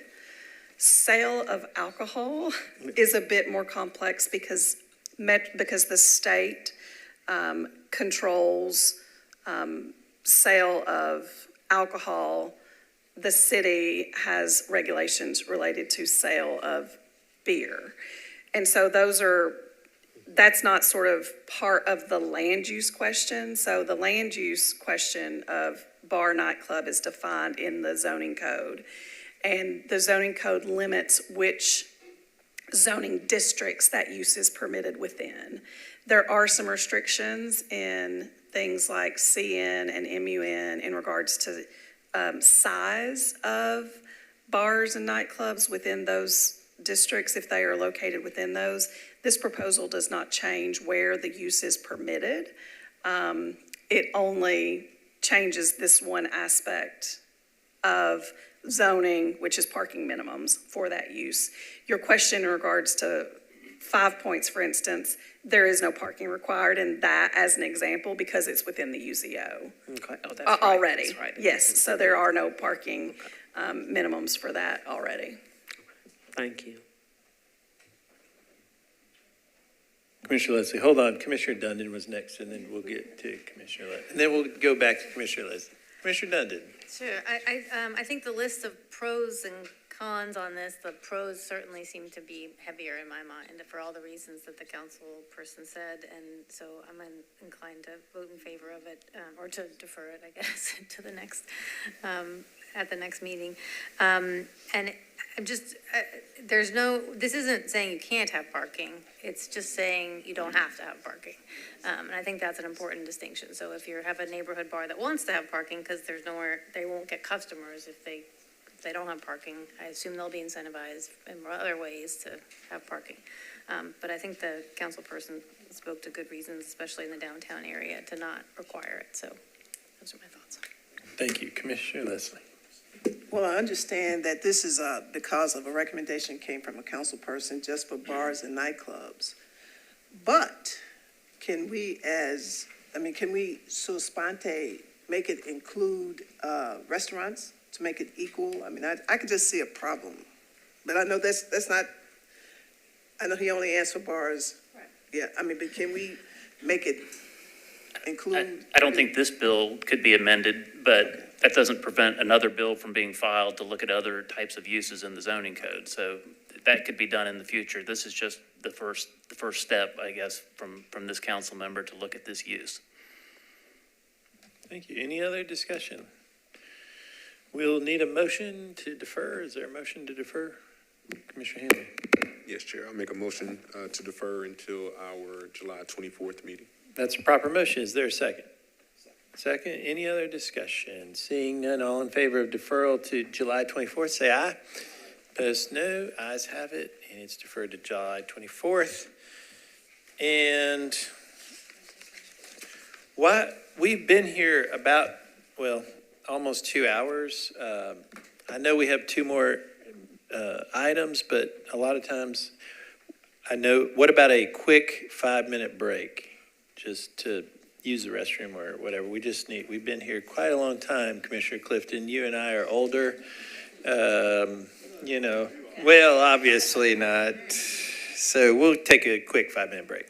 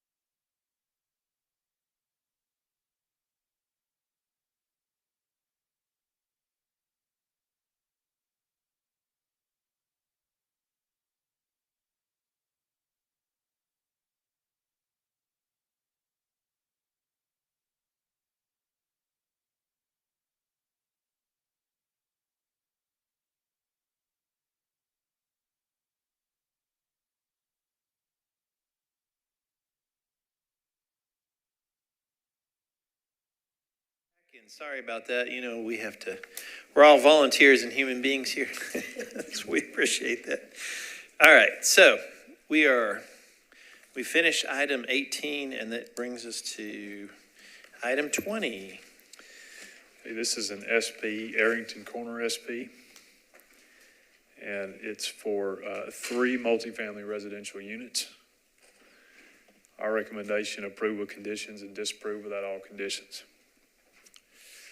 So the existing zoning, it's in the old Dadu SP in northeast Nashville. And the policy is T4 urban neighborhood maintenance. This is a look at the site plan that's been proposed. A unit up along North 5th Street, that's the right-hand side of the screen, that's where an existing house is. And then 2 additional units towards the left-hand side of the screen along Arrington Street. So it's for 3 multifamily units, about 15 units an acre. These are detached units, as you saw. The easternmost home, there's a home that exists there. The replacement unit will read and orient similarly. The westernmost units will address Arrington Street. Height in the SP is set at 3 stories and 40 feet, but we have put a condition of approval on to limit height to 2.5 stories and 35 feet. The setbacks that are shown are similar to the surrounding R6 zoning, except for the 5-foot setback, but there are 5-foot setbacks on that street and in that neighborhood currently, so that also is contextually appropriate. Access is drawn all from the alley. There'll be no curb cuts onto the streets. The sidewalks that are existing will remain there on both frontages. Parking will be handled by garage and surface spaces accessed off the alley, and there'll be decorative plantings buffering that parking. So looking at the policy analysis, that policy mainly calls for maintaining urban moderate to high density patterns where they exist. This SP adds density, but in a contextually appropriate way. There are already 2 family uses in the neighborhood. Allowing 1 more unit here at this corner lot gives a more diversity of housing here. The policy calls for not exceeding 3 stories in height. We've actually gone beyond that and put a condition to limit height to 2.5 stories to fit the context better. Most of the homes there are still 1 or 2 stories. And then the policy calls for better utilizing the existing transportation infrastructure. So you've got several factors here. You've got a WeGo route, number 28, just a few blocks away. You've got an existing alley, and then you've got a location at an intersection of 2 streets. So we feel like all those factors combine to make this an appropriate request. And so our recommendations: approve with conditions, disapprove without all conditions. Thank you. Thank you, sir. And we'll go ahead and open this item for public hearing. Is the applicant here? Welcome. Come on up. Thank you. My name is Pam Scott, and I am the resident of 800 North 5th Street. And I am requesting for the 3 units on my lot. I've been in the neighborhood 32 years, and I am like the 4th remaining resident in the neighborhood and the 5th generation to own that home. So as I've seen the neighborhood make a drastic transition in the East Nashville area, being on the corner, you can either be an eyesore or eye catcher. Right now, I'm still an eyesore because I haven't had the opportunity to make any changes to my property. So I'm just requesting approval and support to be able to be a part of the transition in the neighborhood. I also received support from former councilman Scott Davis and the current Councilman Sean Parker, and I'm also the president of the McFerrin Park Neighborhood Association, so I will really appreciate your support on this. So thank you very much.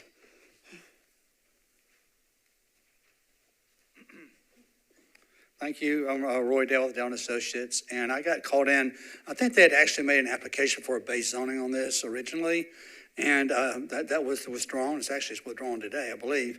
And I was hired to help them try to come up with a way to make this work. I worked with staff. We did several different layouts, but the layout that we finally decided on had no access from the public streets, which is really good, and just sole access from the alley with pervious pavement. And so because of the length of this lot, the massing really works out well as well. And so this is something that I worked with staff on. I appreciate the staff. I appreciate the hard efforts. And we'll just hold 2 minutes in case there's a question that needs to be answered. Thanks. Thank you, sir, and we'll reserve 2 minutes for rebuttal. Anyone here wishing to speak in support? Seeing none, anyone wishing to speak in opposition? Come on up. Welcome, and anybody wishing to speak, just line up behind the microphone. It'd be great. Welcome. Please Thank you very much. First time commenting, and thank you, Pam. We're probably the newest neighbors in that community. We've been here since December of this year, and we love being in East Nashville. My name is Fareed Naeem, and we live at just 2 doors down from you, Pam. And sir, just address the chair. Yeah, no, okay. You're good. This is your first time. This is Keep my going. first time. Appreciate it. I just want to say there's new information that was presented here that we didn't have access to when we saw the plan. So my comments that I prepared were based on what was published and available to me. Just want to mention that, we understand that there's 3 units being built on this 8,500 square foot lot. That's what was submitted. But Councilmember Sean Parker, who sent me the plan, as well as I think somebody from here, Pam, also sent it to me, or I forgot her name. But even Sean Parker expressed surprise when he saw the configuration layout of the parking spaces on this. I think as immediate neighbors, we reviewed the proposal and found certain details around elevation, which you guys have kind of addressed, building massing, circulation plans, and they haven't been finalized. And I thought it would be better to have those additional plans available for neighborhood review as well as you guys to see. So the thought was if we could postpone the decision on this until other plans were submitted, that was what we were requesting. Thank you. Anyone else? Hello. My name is Zoltan Gatti. I live across from Pam, 803 North 5th Street. As Fareed mentioned, new information, which somewhat alleviates some of my concerns, but not an expert, just a concerned neighbor. For the character of the neighborhood, the heights, we saw the original site plans, I think they mentioned 40. I heard now 2.5 stories up to 35, if I recall. That seems more reasonable.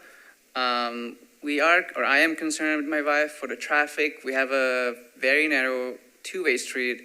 I know there's across the Arrington, that's less traffic, but we are concerned with the extra parking spots. I think someone before me for a different project mentioned folks have garages, but they don't always use it.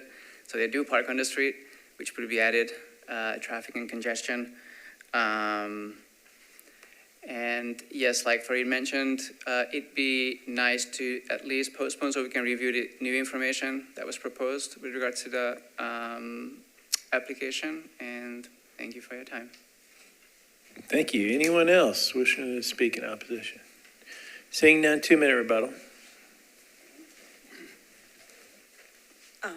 I just wanted to address the parking. So being the president of a neighborhood association, in one of our meetings, it was discussed that we are working on plans to make it a one-way street. That was also our concern for years, where we have a 2-way street right on 800 North 5th, and it creates an issue for our fire department to come down that street. So I, as well as Councilman Parker and a few other neighborhood residents, we're working with the fire department and with NDOT to make that maybe either a one-way street, so we won't have that issue. And also, then that's 800, the 800 block.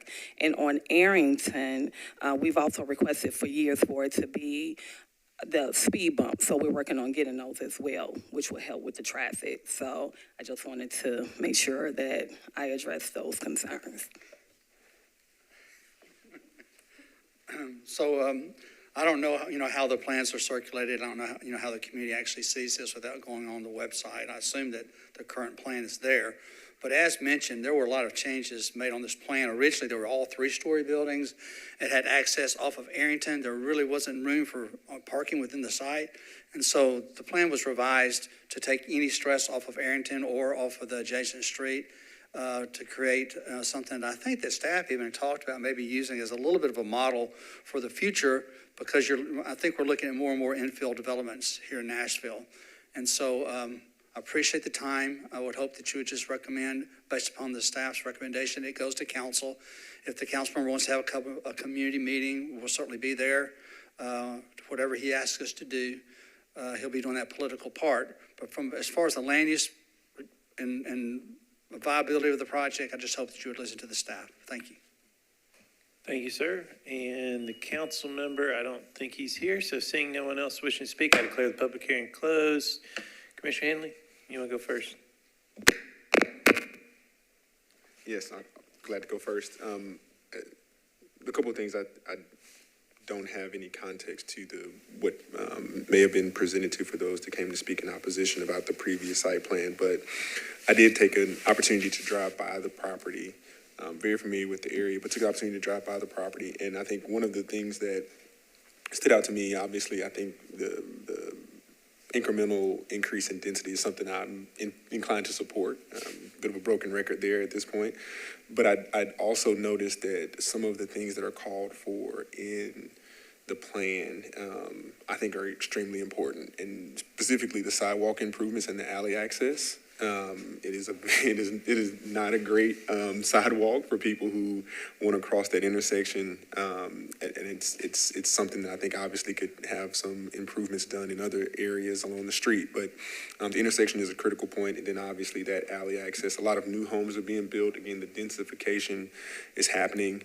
And it's critical that our service vehicles have access at those entry points to the alleys to service them. And so I noticed that those were two improvements that would come from this. And I'm going to go ahead and say it here on the record. I may be stealing your phrase of go from an eyesore to an eye catcher. I think that's a really important way to kind of characterize your role in the community when you kind of anchor those corner locations. So I'm inclined to support it. I think it seems like there was already a lot of work that was done to improve the plan, and I like what's done there. It looks like there's also some intentional, just from what I'm seeing here, some intentional thought to exactly how the lining of the road is going to be treated from a vegetation standpoint. So even though there is a few parking spaces that may be visible from the street, there's some very intentional cover that'll be there, both from pedestrians and vehicles passing by. But other than that, I'm in support and inclined to support staff's recommendation.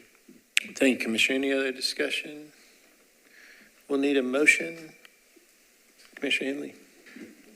Thank you, Chair. You're the motion machine. I'm like, yeah, I know my job is this evening. Well, I will say this too. I want to, before I make the motion, acknowledge the two folks that came up to say your first time attending. It is very important that you come. I think setting that trend for our new residents is important. And obviously ways to communicate better are always our objectives. There is an opportunity to view our entire report online. So we will continue to do our best in encouraging our community on the ways to find that. But with that being said, I'd like to make a recommendation to accept, for us to accept and approve staff's recommendation, which is an approval with conditions and a disapproval without all conditions. That's a proper motion. Is there a second? Second. Any other discussion? Seeing none, all in favor say aye. Opposed, no. Ayes have it. And thank you for coming down. We really appreciate it. Thank you. All right, so that leads us to item 25.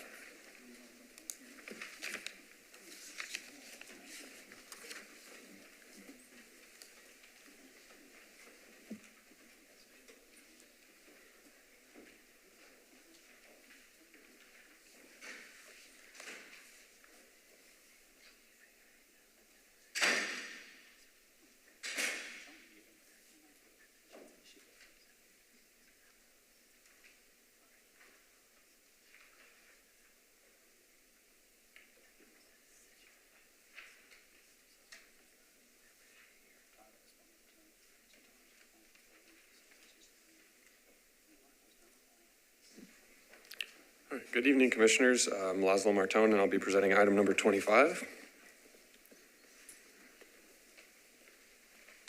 The request is to rezone from single-family residential to 1- and 2-family residential, and staff's recommendation is to approve. The application consists of one parcel totaling 0.67 acres located on the north side of Lawndale Drive.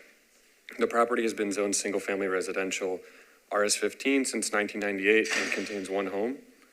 Surrounding properties along Lawndale Drive on the east side of East Thompson Lane are zoned RS15, while properties along Lawndale Drive on the west side of East Thompson Lane are zoned R15. Surrounding uses are primarily single-family residential with scattered two-family residential in the larger Glencliff Estates and Glengarry Park subdivisions.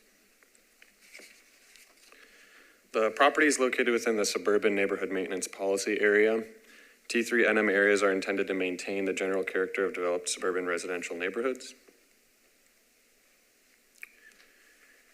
The requested R15 zoning applied to the site could allow up to 2 units. The T3 NM policy supports allowing for additional residential uses in relation to transit corridors and centers. This property is located within the transition and infill area as identified by the Nashville Next Growth and Preservation Concept Plan. I'll note that it's approximately 450 feet from a priority transit corridor in East Thompson Lane and 1,300 feet from a Tier 1 center at East Thompson Lane and Murfreesboro Pike, where the urban mixed-use corridor policy supports higher intensity uses. East Thompson Lane is also identified as an arterial boulevard in the Major and Collector Street Plan, and the property is within a 5-minute walk from a Boeagle bus stop on Route 77, and that bus stop is at the intersection of Lawndale Drive and East Thompson Lane. I'll note that the site's frontage currently lacks sidewalks. However, there are enhanced pedestrian connectivity is anticipated through nearby Choose How You Move improvements. Along Lawndale Drive, there are expected additional sidewalks to close gaps in the current sidewalk network, and these sidewalks will ultimately connect to East Thompson Lane, which is planned as a complete street. And Murfreesboro Pike is also identified in the Choose How You Move plan as an all-access corridor. In combination with the proximity to existing transit service, the expected nearby infrastructure improvements make the property an appropriate location for additional density. The site is also proximate to nearby parks and greenways, such as Whitsett Park, which I've highlighted on the map here, and Mill Creek Greenway, which are west of East Thompson Lane. In summary, the proposed R15 district increases density modestly and aligns with the goals of the T3NM policy, as well as Nashville Next to provide a mixture of housing choices near transit corridors where there is a focus on improved connectivity. And staff's recommendation is to approve. Thank you, appreciate that. And so commissioners will open this item up for public hearing, and is the applicant in the room? Welcome.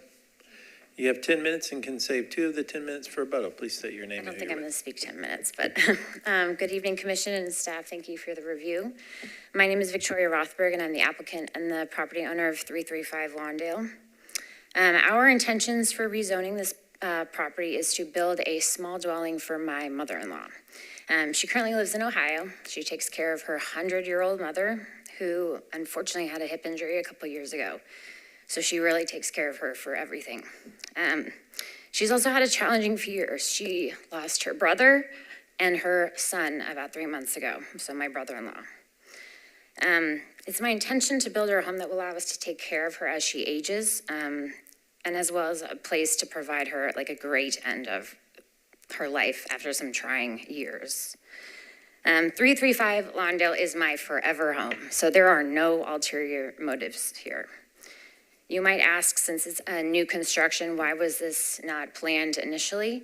And the honest truth is that the situation wasn't existing when we initially planned to buy this home.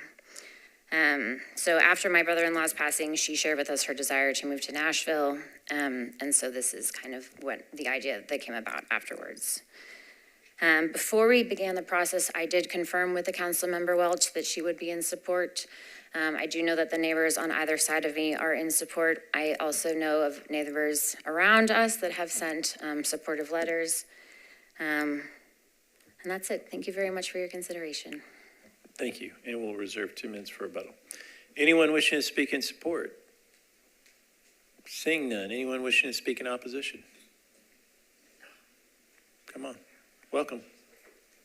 First time here. That's okay, we're a friendly group. Yeah, I heard. For the most part. Yeah. Go ahead. neighbor I never met, but these pictorial that I see, these are the new homes that were built recently. I think 4 lots were, this was Mr. Ernie Tubbs' land. And this was kind of a forest. We had foxes and everything in here. But in 2010, I've been here for quite 2 decades almost. I have a home across to her on the East Thompson Lane side. So I've seen a lot in this neighborhood. The 2010, I come back to the flooding, that the water was almost 7 feet high. So I was just like barely, the water was coming in my driveway. So the other homes were all sunk in because of this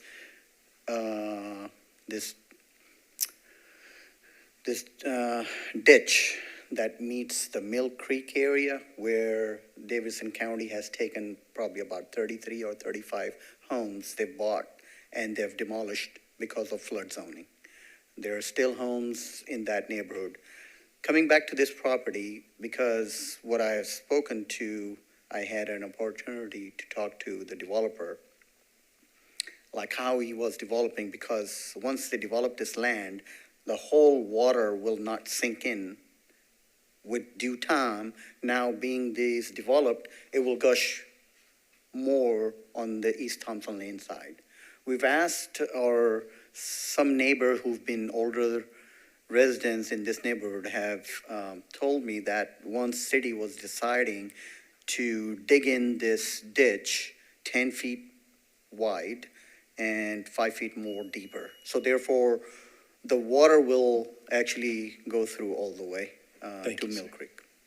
Your time's up. 2 minutes. All right. So Thank you. Yep, thank you so much. Appreciate it. Yeah. Welcome. Hello, good evening. This is my first time speaking in front of you. We got a lot of first timers tonight. I would not want your jobs, let me just state that. God bless you. I am a 30-year resident of the neighborhood, so I'm one of the older residents that he discussed here earlier. My main question after hearing the owner's petition for this property, if this does open up further development to subdivide lots in this neighborhood. We have gone through in this particular area years of having, whether it's gone through proper channels or not, halfway homes. We've had multi-family dwellings in single-family homes. This is predominantly a single-family neighborhood, which we would like to keep. So my main concern and question is if this is going to open this up and change the neighborhood. Yes, there is multi-family units across the street. There is a couple of apartment complexes in the area. But this area of Glencliff Estates, I live a couple of streets up from this property, is a single-family neighborhood. We would like to keep it that way as much as possible. So I guess my being opposed to this in any way, shape, or form would be what the future would look like in subdividing these properties. I do know there are some properties that have been grandfathered in over the years prior to me moving into the area that have two-family residents in one home that has been prior approved. And I just want to make sure that we don't change the atmosphere of the neighborhood into that. So that is... So thank you for your time. That was my main concern. Thank you. Anyone else wishing to speak in opposition? No, unfortunately, sir, you only get, the rules only allow for 2 minutes. And so I appreciate it. Thank you. We do. We sorry. Yeah, well, we try to keep it fair, so thank you. All right. Seeing 2-minute rebuttal.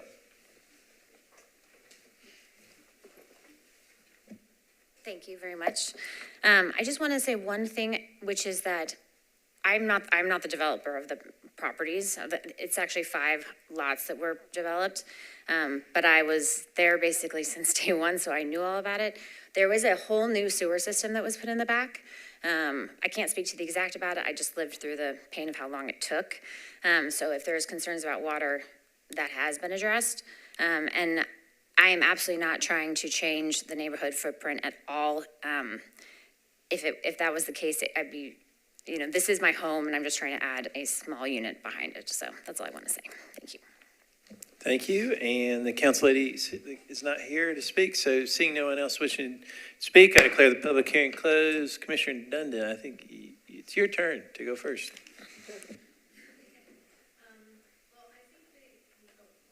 Thank you.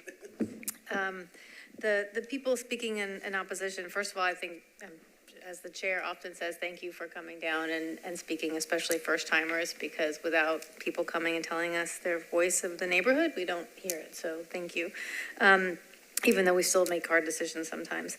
So I think it would be helpful to hear, I think the question that one of the individuals asked was, how does this affect the future? And I think that's a question that's probably on the mind of many people that come into the room. And, if we vote on one thing, does that mean it's just trickle down? And so I think it would be helpful to hear, I can kind of summarize my feeling about this answer, but I would love to maybe have the director or other commissioner speak to this. But there's a document that really we hold all the questions that we answer. We hold, when someone comes with an application, we look at the policy, and the policy is from this very large document that was painstakingly created over many years with a lot of community input. And so that's what we're looking at, not necessarily what will happen. My 2 minutes is up. I'll be quiet. Okay. So that's what we're looking at, is does this meet the policy of this area? So this area is in the T3 neighborhood maintenance area, which does tell us to maintain the general character of the area. But that doesn't mean no change. It just means when change occurs, this is what we're looking to. So with that said, this is a modest change, and low to moderate density and institutional land uses are a part of this area. And so and because of this moderate change, and also our desire to see housing in the area, I'm inclined to go with staff's recommendation. But I would love to hear maybe a comment from the director about the question about the future. Sure. So we look at each project carefully against Nashville Next, and we consider the context, as the team did here. I think they did a great job of talking about access to resourcing, integration of, the land use here with transportation networks and the like, and all of that is what elevates and sort of strengthens a planning analysis of an individual project. That said, you also have in front of you sort of the housing and infrastructure study, initial findings, which absolutely contemplate opportunities to bring smaller scale investments throughout the city, because we do understand that there are multi-generational needs that Nashvillians have, that there are ways that we can absolutely elevate and enhance quality of life while enabling additional residents in a thoughtful way. And we believe the key to that is in sort of design quality management, which we talked about this morning. This was described as a smaller unit. I think that's important, and that kind of language you find throughout the country, whether it be carriage houses in Charleston to, accessory houses in Durham. That is a part of the language of cities and vibrant cities. And so thank you for letting me speak on that. I think we'll continue to do thoughtful contextual analysis against Nashville Next, but we do have this broader need that we have as a city that we should respond to. Commissioners, any other discussion? Commissioner Henley. Thank you, Chair. And I'll be brief, but I think it's important, and this was actually even mentioned during our public hearing, but, this is a community that has been impacted by flooding and, all too familiar with how that impacts neighborhoods and communities and families. But, and I want to be clear, I think this is appropriate, but, our our water department has bought and removed a lot of properties from these neighborhoods in the hundreds. And so when you think about opportunities to strategically increase the density back into those areas when they do have the amenities as were highlighted in our presentation, I think it's important. Now, obviously, it needs to be done very carefully, and I think this is an opportunity to highlight how it can be done that way. But I do just want to say that I think, and I don't know if that's a parameter that we're using as far as looking forward for our planning for specific neighborhoods and how we specifically apply policy, but knowing that we have lost, and I know water is still trying to buy more homes that have been impacted. I mean, we're going to still lose housing. I mean, I know it sounds odd to say that in Nashville, but we still are losing housing from the impacts of flooding that's happened in the past decade and a half. So I just wanted to present that as far as context. Thank you, Commissioner. That's a good point. Any other discussion? Commissioner Dunn, you want to make a motion? I move to adopt staff's recommendation and approve the proposal. It's a proper motion. Is there a second? Second. Any other discussion? All in favor say aye. Opposed, no. Ayes have it, and it's adopted. That brings us to, we do appreciate everybody coming down. Thank you very, very much. All right, so that puts us on other business. We've done 30, 31, 32. So we're on 33, which, Commissioners, we do this after the council. We work with the council and the mayor and the budget passed. And so this is as the document says, a 2% plan, pay plan. But I want to talk, and George is here if we have questions in the back. And so I'm going to go through this a little bit. And so I do want to thank the council members. I want to thank George for working on this. And so the Metro Council adopted a new pay plan to be effective July 1st, 2025. Included in the new structure were, number one, a pay range increase for every classification in the pay plan. Every employee will get an increase, with the average increase being 8% across Metro, and with planning being on the average of 9%. We believe this improves our market positioning when designating our grade structures, so our pay ranges are more competitive with compared to similar jobs in the market and in other cities. We believe this is an important thing. This is also a vote. What you're voting on is a pay increase that has been proposed for our great director, Lucy Kemp, in recognition of her critical leadership in expanding the scope of responsibilities given to the department through citywide growth and development priorities. In fiscal year 26, Director Kemp will continue to lead the department through staff expansion, including the integration of historic, as we've talked about a lot, and that is a very big role. And I have begged her to take on that role, and so that's good. And she will also oversee key roles in the implementation of Choose How You Move, which is our transportation piece within the department. The proposed increase aligns with compensation for peer directors in cities of similar sizes and is comparable with increases offered to all Metro employees, including all the employees of the planning department.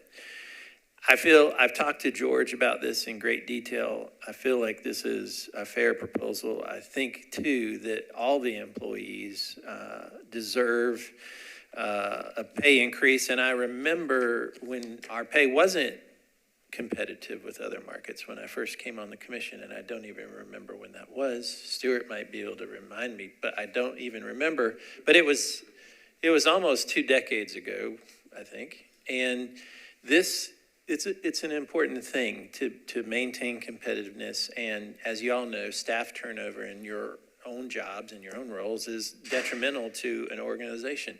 I would argue our department has the deepest bench that we've had in a long time. And I believe it's driven by leadership. Lucy and I talk all the time about leadership and the staff, and I feel confident of the pay plan. And so any discussion? Commissioner Henley. I think I jumped in front of Councilmember Campbell, but I will say this to start. I want to express thanks to our council members, because not only funds related to our topic at hand, but many other things that drive our city forward. I just wanted to say, I have, through my appointment on this board, the pleasure of serving on 2 boards. And one of the greatest things that I take away and find joy in is when we do have an opportunity to recognize the great work of our staff. They duly and dutifully perform services for our city, and I think it's always appropriate that we do our best to try to compensate them for that. And so I've also had many opportunities to look through and go through these exercises over the years for 2 different departments, but I think it is absolutely well-deserved. I think we are seeing how much activity that our staff is putting in and the efforts they're doing and becoming more and more front-facing to our community, which I think is as important as any of the work we do behind the scenes to continue to build more understanding and trust with our city. And it takes bodies to do that, and it takes relationships being built. And to your point, we need those people to stay and to continue to build those relationships. So I just wanted to say that absolutely in support. And yes, I know this particular item is the director, but just wanted to highlight that for all the staff. Thank you. And Council Lady. Sorry, Council Lady, we really do appreciate it. I just want to echo what Commissioner Henley said. This is very well deserved, and I can tell you from the council perspective, when we passed the budget, there was absolute unanimous support for increasing our pay ranges for our Metro employees. There's a huge amount of appreciation for the people who make our city work, and just want to thank you, and well-deserved. Wish we could do more, actually. If we want to be honest, but this is a great step in the right direction, and just want to iterate from the council's perspective that this was a no-brainer, so thank you. Thank you, Council Lady, and we do appreciate the council, and you've been a awesome representative for us to have on the Planning Commission, and we appreciate you very much. Any other discussion? Seeing none, all in favor of item 32, say aye. Opposed, no. Ayes have it, and it's adopted. Congratulations, Director, and the staff. The team is really amazing, and I can't say it enough. And we have them working late at night, angry people all the time. Not all the time. Most of the time, a lot of angry people. But you know what? I think at the end of the day, the city is getting better. And a lot of it is because of the Planning Commission staff. And I'll be honest with you, I travel a lot to other cities. And I think that some of our new projects are better than most cities. And it's pretty amazing. The transformation and how many projects have gone on in this city is transformational. And the staff has been a big part of that. So we appreciate y'all. All right, historic. Mr. Smith's not here. Parks. Commissioner. Thank you, Chair. We'll again highlight that the Plan to Play, which is our countywide parks, greenways, and open space master plan, is undergoing its update. The community engagement period is open. The public meetings and open houses have concluded, with the final one being at the Parks Department headquarters a few days ago. However, the survey remains open through the end of July. I know we have a limited audience here, and I don't have to impress upon this group how important it is for input into planning, but just really would encourage anyone who watches this, and obviously sharing it with our networks, to input and gain further input into that plan. And for those who missed the public meeting and open house, the materials are available online on the landing page for parks, and several other links that will get you to just about as much information as you would like, and much more. Thank you, sir. Executive Committee, we don't have anything. The pay plan was probably the most important thing, but I do want to say thank you to the commissioners. I was just actually talking to a few folks saying that the Planning Commission, we have a lot of great people on it, and we're volunteers, and I know that every single planning commissioner here loves this city, and we have to make hard decisions, and but I appreciate the service of the commissioners, because it's voluntary, and so we appreciate, I know I appreciate it. So, Director, anything? Just thank you for all of your kind words about the staff, and the team here is outstanding. They're doing incredible work, but having your support is what makes it go. So thank you for all of your service to the city. Reminder that we are going to be in the school board next 2 meetings so that these blessed technology instruments will be updated, and hopefully we won't be crawling around underneath you to get the modems up or whatever, monitors up. So thank you for your patience there as well. Thanks, Chairman. Hold on, Stuart. We got Commissioner Leslie and then Commissioner Clifton. I want to thank the staff, but I do want to say something that a lot of people overlook. And I just want to say that a lot of people you don't know, but we have food. And that's overlooked a lot of times. I mean, but I just think it's just so admirable that, we come here, we work, we don't get paid, but they want to make sure that we're fed. That's very important. I mean, it sounds insignificant, but it really is very important, and I appreciate it wholeheartedly. And I'm just honored to be on this commission with such a great staff. Okay, thank you. Thank you, Commissioner. Commissioner Clifton.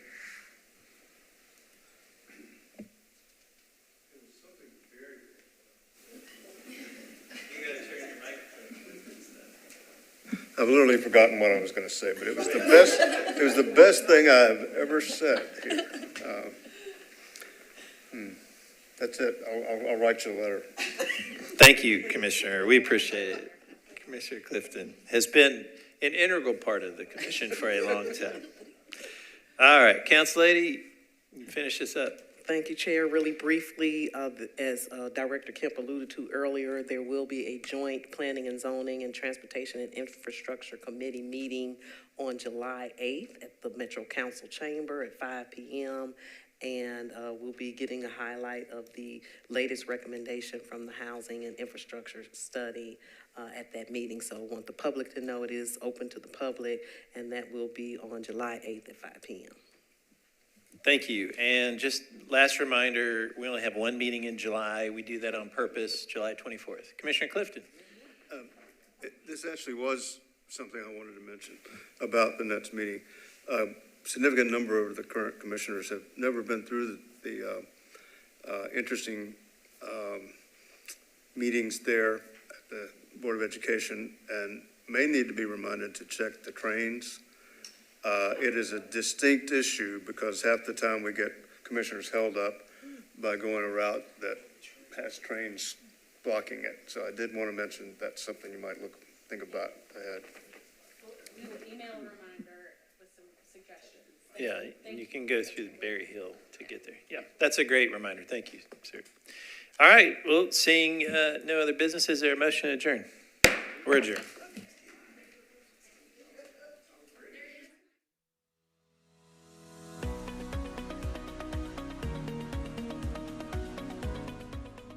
This has been a service of the Metro Nashville Network.